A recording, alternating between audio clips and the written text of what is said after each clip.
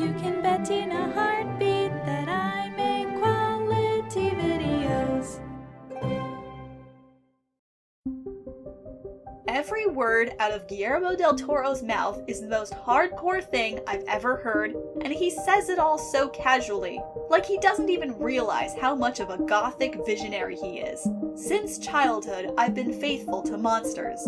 I have been saved and absolved by them, because monsters, I believe, are patron saints of our blissful imperfection, and they allow and embody the possibility of failing. I still think about this every day of my life.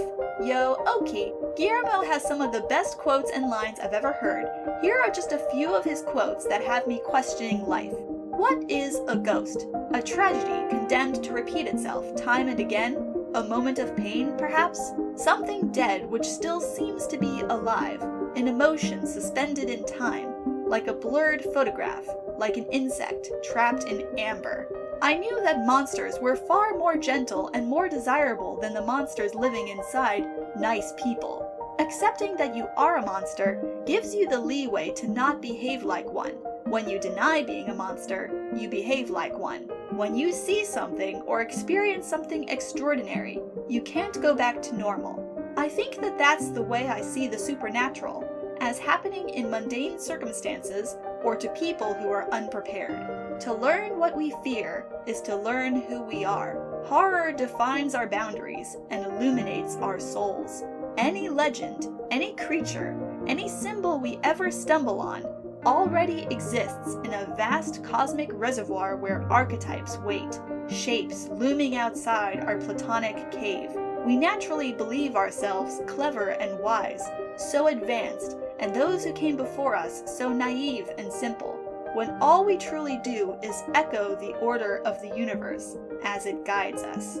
And the last, but certainly not the least, in fairy tales, monsters exist to be a manifestation of something that we need to understand. Not only a problem we need to overcome, but also they need to represent, much like angels represent the beautiful, pure, eternal side of the human spirit, monsters need to represent a more tangible, more mortal side of being human.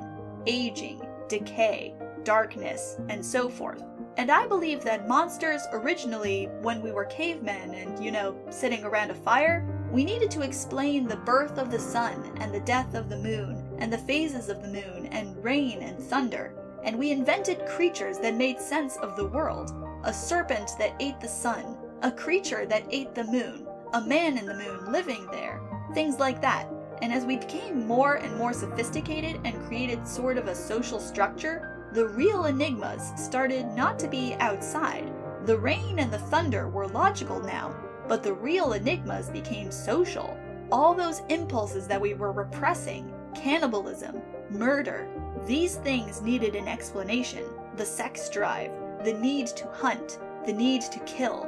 These things then became personified in monsters, werewolves, vampires, ogres, this and that. I feel that monsters are here in our world to help us understand it. They are an essential part of a fable. I love the movies he produces. Me and a friend last Halloween saw one of his Spanish movies, and the ending had us screaming.